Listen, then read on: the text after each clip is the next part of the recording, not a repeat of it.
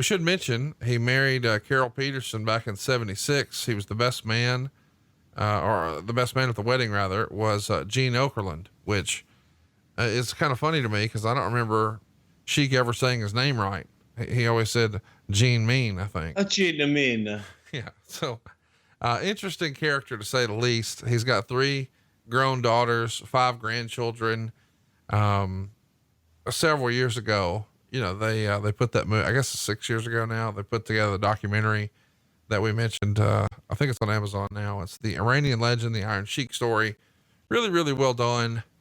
Talk to me a little bit about Sheik, the person. We talk about his wife and his kids, and Gene Mean being his best man. That's a side of Sheik that I don't think a lot of people know. Yeah. And there was this incident in Sheik's life where his daughter was murdered in a horrible, horrible crime that I think that was the deciding factor where Sheik kind of went over the edge and just never recovered from that, which I can't imagine. I don't know how someone, don't know how I would deal with anything like that happening. And Sheik dealt with it, and he's had, just an incredible story and incredible life. And then to have that kind of tragedy in it, it can be overwhelming no matter who the hell you are. So as far as Sheik and as far as some of the just not international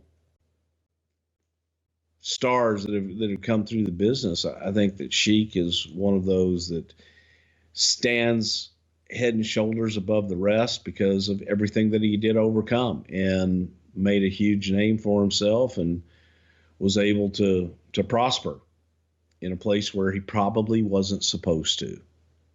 And, from an atmosphere and from a home life in Iran, where I think a lot of people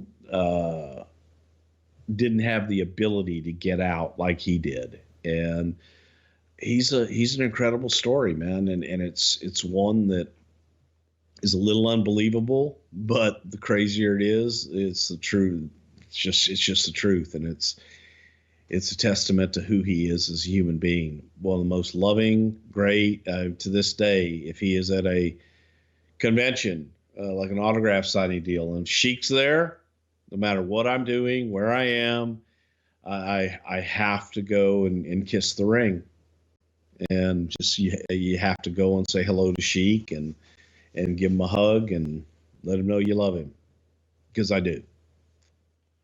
What do you think his legacy will be in the business? Do you think it'll be what he did in the ring as more of a manager or a ringside second, or some of this pop culture stuff that's happened over the last decade or so?